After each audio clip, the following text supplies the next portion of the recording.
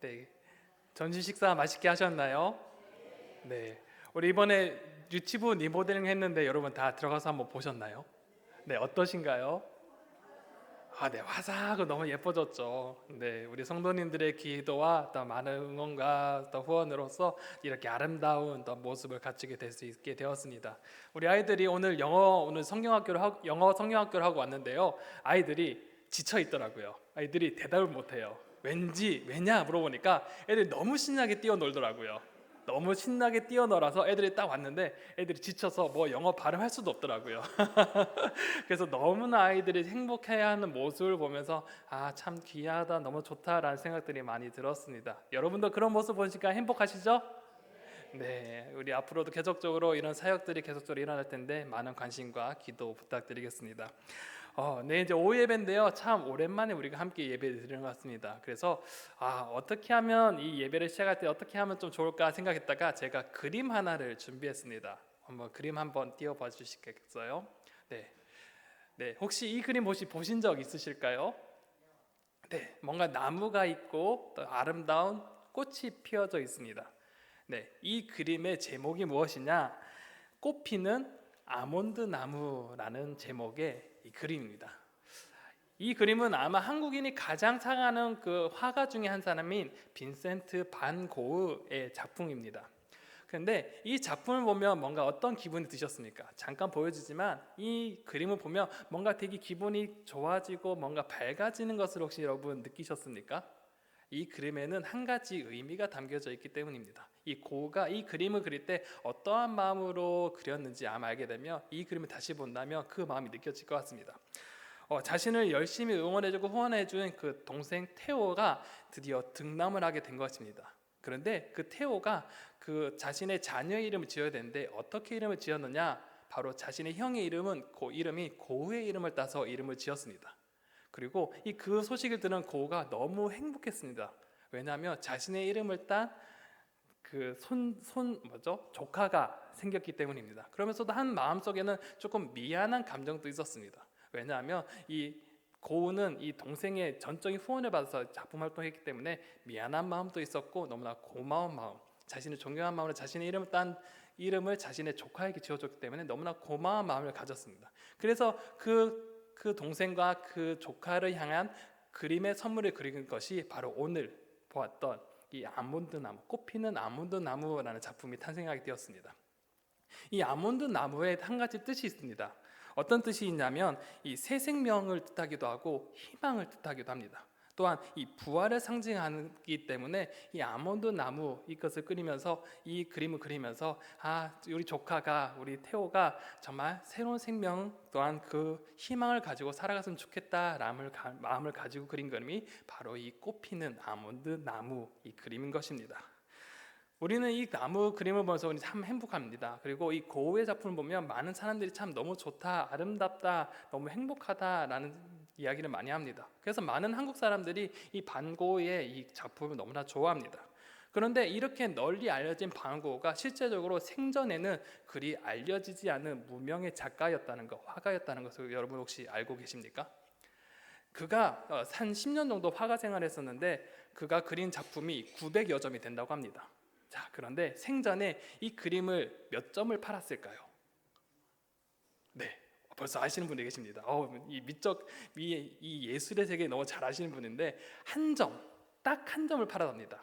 자, 900개의 작품을 그렸는데 딱 하나를 팔았다. 이것은 무엇을 의미할까요? 그의 삶이 매우 힘들었다는 것을 알 수 있습니다. 무명의 작가였고 그가 생계하기가 너무 어렵다는 것입니다. 화가로서 활동을 했지만 그가 먹고 살기가 너무나 힘들었다는 것을 우리는 알 수 있었을 것입니다.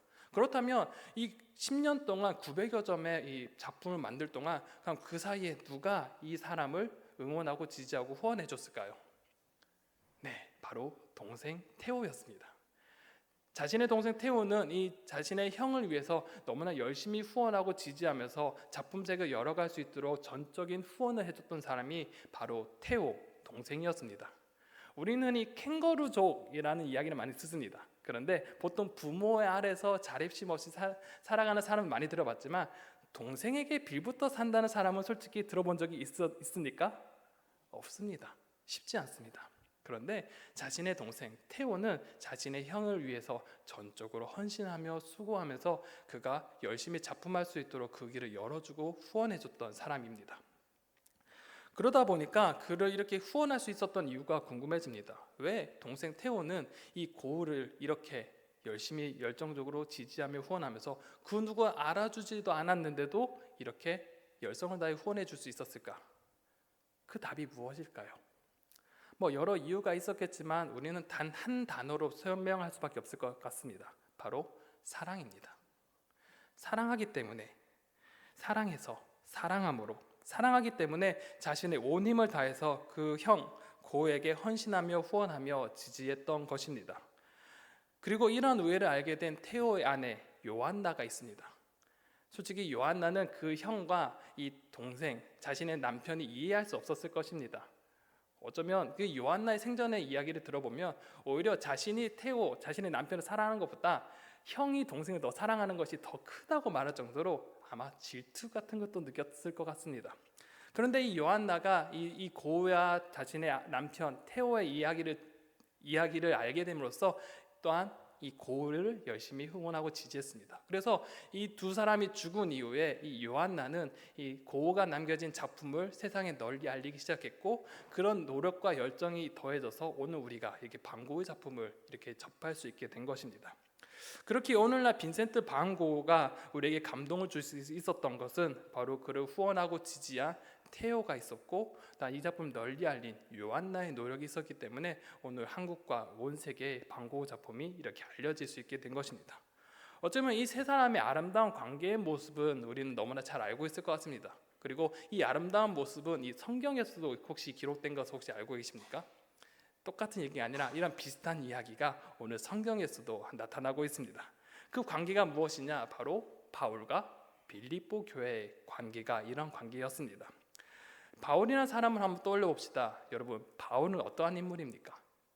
바울을 딱 떠오르면 생각나는 단어가 하나가 있죠. 어떤 거죠? 아주 열심히 선교한 사람, 혹은 성경을 많이 쓴 사람이라고 아마 많이 생각할 것입니다. 그러면 이 이전의 삶은 어떠했습니까? 이 바울이 예수님 만나기 전 그의 삶은 어떠했을까요? 어찌 보면 사회적으로 봤을 때는 아주 엘리트 중에 엘리트였을 것입니다. 그리고 너무나 잘 나가는 너무나 부유한 사람 중에 한 사람이었을 것입니다. 그리고 우리가 너무나 잘 알다시피 예수님을 박해한 사람 중에 한 사람이 바로 바울이었습니다. 그런데 그 인생이 송두리째 바뀌는 사건이 있었습니다. 그 사건이 무엇인가요? 바로 예수님을 만난 사건입니다. 예수님을 만나서 그의 삶이 완전히 송두리째 변화되었습니다. 박해자의 삶이 어떻게 변했나요? 전도자의 삶으로 바뀌었습니다. 그의 인생의 목표가 어떻게 변했나요? 바로 하나님 나라 복음 사역을 위해 그의 인생의 목표가 바뀌어 버렸습니다. 말 그대로 그의 인생은 복음에 목숨을 걸었던 사람입니다. 그런데 세상을 바라볼 때 이 바울은 이해할 수 없고 그의 삶을 초라하게 짝이 없는 사람으로 평가할 수 있을 것 같습니다. 엘리트 중에 엘리트였던 사람, 로마 시민이었던 사람, 잘 나가던 사람이 예수쟁이가 되다 보니 어떻게 되었나요? 고난받고 핍박받는 삶을 살아가는 것을 봤을 것입니다. 아마 많은 세상 사람들은 이해하지 못했을 것입니다. 하지만 정작 당사자인 바울은 어떻게 생각했습니까? 이 복음을 대하면서 기쁨으로 모든 것을 감내했습니다. 고통 중에도 감내했고 복음으로 인해 어려움 당한 것을 기쁘게 감사하며 살아왔습니다.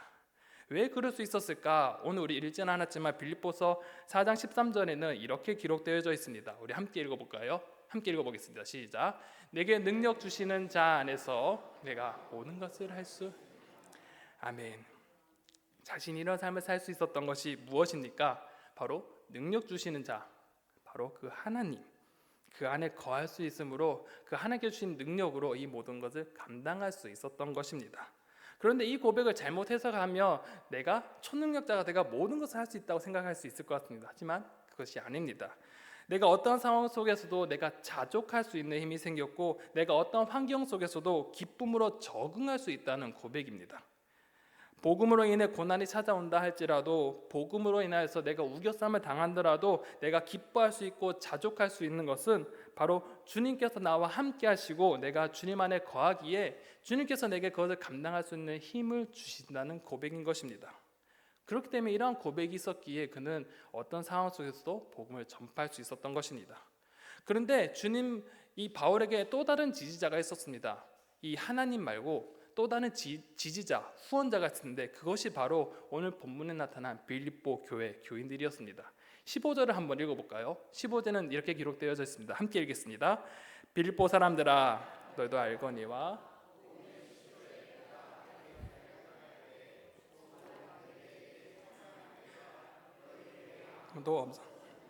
아멘. 바울이 환상을 보면서 마게도냐 지역으로 가게 되었을 때 그 첫 성이 바로 이 빌립보 교회였습니다. 이 빌립보 교회에서 우리가 잘 알듯이 자색옥감 장수 루디아를 만나게 됐고 그것을 기점으로 그곳에서 교회를 세우고 많은 사람들이 복음을 접하게 되었습니다. 그리고 빌립보 교회는 이제 바울을 전적으로 후원하기 시작했습니다. 그런데 이 후원이 단 한 번으로 단일성으로 끝나지 않았습니다. 16절에 보면 데살로니가 있을 때에도 너희가 한 번뿐 아니라 두 번이나 나의 쓸 것을 보내었도다 라고 기록하고 있습니다. 그런데 여기서 우리는 한 가지 볼 문장이 있습니다. 한 번뿐 아니라 두 번이나 라는 문장입니다.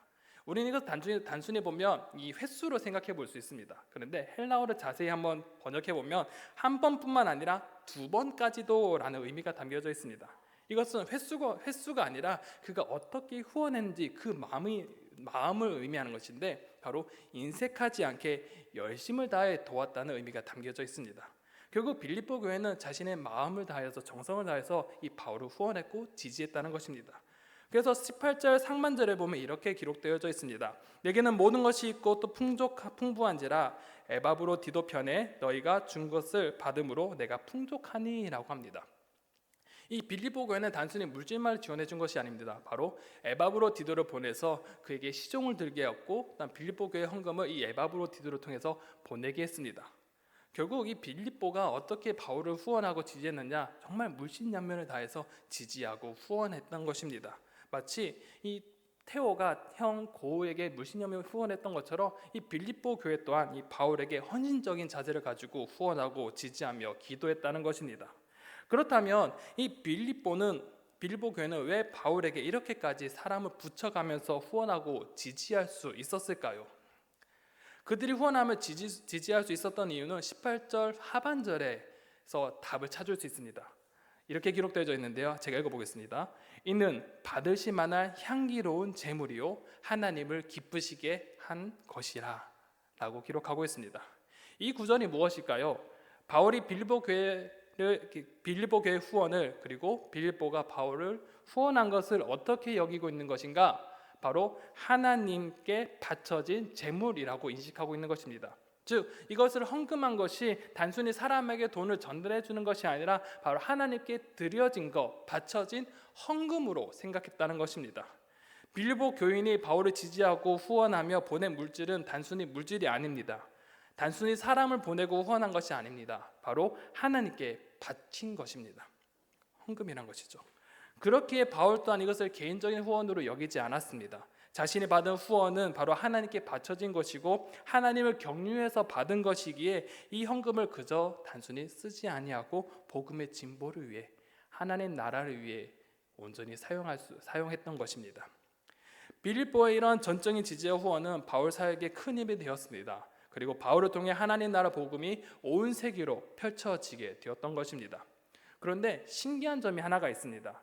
하나님 나라를 위해 이 하나님 나라 사역을 위해 열심히 헌신한 이에게 놀라운 일들이 있다는 것을 기록하고 있습니다.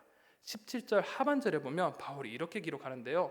오직 너에게 유익하도록 풍성한 열매를 구함이라 라고 기도합니다. 바울이 빌립보 교인을 위해서 간구하고 기도한 것이 있습니다. 바로 너에게 유익하도록 풍성한 열매를 구한다 라고 기도합니다.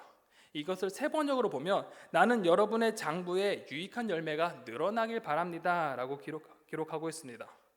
후원을 한다면 오히려 자신의 장부에는 어떻게 돼야 됩니까? 마이너스가 돼야 됩니다. 자신의 것을 남에게 줘야 하기 때문에 자신의 장부는 마이너스가 되는 것이 당연합니다. 그런데 그 장부가 유익이 된다, 더 풍성해질 것이라고 기도하고 바라고 있는 것입니다. 그 이유가 무엇일까? 바로 그들이 후원한 것은 바로 개인적으로 후원한 것이 아니라 하나님께 바쳐진 것, 하나님께 드린 것이기 때문입니다. 하나님의 나라를 위해 하나님께 드린 것이기에 바울은 이 하나님께 헌신한 이들의 삶을 하나님께서 풍성하게 하실 것이라는 믿음이 있었기 때문입니다. 그렇게 바울은 다음과 같이 기도합니다. 우리 19절을 한 절을 함께 읽어볼까요? 함께 읽어보겠습니다. 시작. 나의 하나님이 그리스도 예수 안에서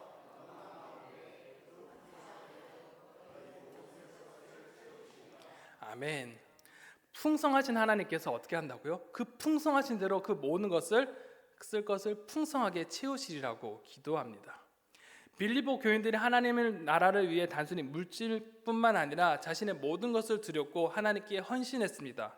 하나님께 드렸으니 하나님께서 그 인생을 그저 내버려 두지 않으신다는 것입니다. 그리고 그 풍성하신 하나님께서 그 풍성하신 대로 그들의 필요를 채우시고 풍성하게 하실 것이라고 그렇게 믿음을 가지고 기도하며 간구했던 것입니다. 사랑하는 우리 명륜중앙교회 성도 여러분, 오늘 말씀을 통해 빌립보 교회가 바울을 위해 헌신하고 후원하고 지지하는 것을 우리는 찾아볼 수 있습니다. 그리고 단순히 이러한 헌신과 후원과 지지가 단순히 바울 개인을 위해서가 아니라 하나님 나라 복음을 위해 헌신하며 하나님께 바쳐졌다는 것을 우리는 알게 되었습니다.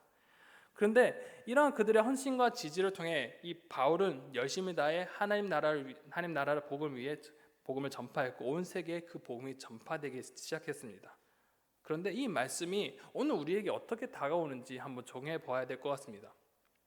그리고 우리 교회의 현재 상황을 한번 되돌아봐야 될 것 같습니다. 우리 교회는 지금 100주년을 앞두고 있습니다. 그리고 100주년 사업을 위해 여러 가지 계획하고 기도하며 변화를 위해 달려나가고 있습니다. 그리고 곧 우리 가운데는 청년부 단기 선교가 곧 예정되어 있습니다. 복음 전파를 위해 선교를 준비하고 있을 때 우리가 해야 될 것이 무엇일까요?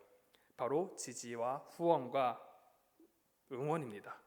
빌립보 교회가 하나님 나라를 위해 헌신하며 물신양면으로 헌신한 것과 같이 우리 또한 하나님 나라를 위해 헌신해야 할 것입니다. 그리고 이를 위해 수고하온 이들을 섬기며 후원해야 할 것입니다. 그렇게 우리는 온 교우들이 앞에 있을 우리 필리핀 단기 선교를 위해 기도하고 후원하고 지지해야 될 것입니다. 단순히 이것이 청년부 행사로 그치는 것이 아니라 우리의 모두의 선교이며 우리의 모두의 헌신이 필요한 것을 우리는 기억해야 할 것입니다. 그리고 이러한 헌신이 청년부를 위한 것, 단순히 청년부의 그 행사가 아니라 하나님 나라를 위한 것이 우리는 기억해야 합니다. 그리고 이를 위해 하나님 나라를 위해 지지하고 응원하며 후원해야 할 것입니다. 그럴 때 우리의 재정은 비록 마이너스가 될 수 있습니다. 하지만 그 재정이 아니라 하나님께서 어떻게 하신다고 성경 분명 기록하고 있습니까? 하나님의 그 풍성하신 대로 그 필요를 채우시겠다고 말씀하신 것입니다. 우리가 단순히 헌금하는 것이 그저 사람에게 청년부에게 후원하고 지지하는 것으로 끝이는 것이 아니라 이것이 바로 하나님을 향한 헌신의 마음이자 하나님 나라를 위한 헌금이 되어질 때 하나님께서 우리의 삶을 그 모든 것을 채우시고 우리의 모든 것 필요한 것들을 채우실 것이라고 우리 가운데 말씀하십니다. 우리 가운데 이제 단순히 청년부 단기 선교만인 것이 아닙니다. 이제 또 우리는 교회 개척이라는 것들도 우리는 계속적으로 함께 기도하며 나아갈 것입니다. 그럴 때 우리는 어떻게 해야 되겠습니까? 그저 가만히 있어야겠습니까? 당연히 우리는 이 빌립보 교회와 같이 함께 기도하며 후원하며 응원하며 한 마음을 다해서 이 사역을 위해 동참해야 될 줄로 믿습니다. 오늘 많은 일들이 있었을 것 같습니다. 또 오늘 재직회를 통해서 여러 마음들을 가지고 돌아가셨을 것 같습니다. 우리는 과연 무엇을 위해 헌신하고 살아야 될까요? 우리는 무엇을 위해, 누구를 위해 우리는 살아야 될까요? 우리는 다른 어떠한 것이 아니라 하나님 나라 복음을 위해 이를 위해 헌신하며 이를 위해 함께 기도하며 살아가야 될 줄로 믿습니다. 이를 위해 우리 교회는 또한 선교를 준비하며 100주년을 준비하고 있습니다. 이를 위해 함께 기도해 주시고 응원해 주시며 지지해 주시기 바랍니다. 기도해 주시고요, 응원해 주시며 함께 동참해 주시면 좋겠습니다. 오늘 우리 말씀을 통해 기억하시면서 또한 그로 인하여서 하나님께서 풍성하게 우리 삶을 채우실 하나님을 기대하며 우리 사역을 함께 동참하기를 간절히 소망합니다. 기도하겠습니다.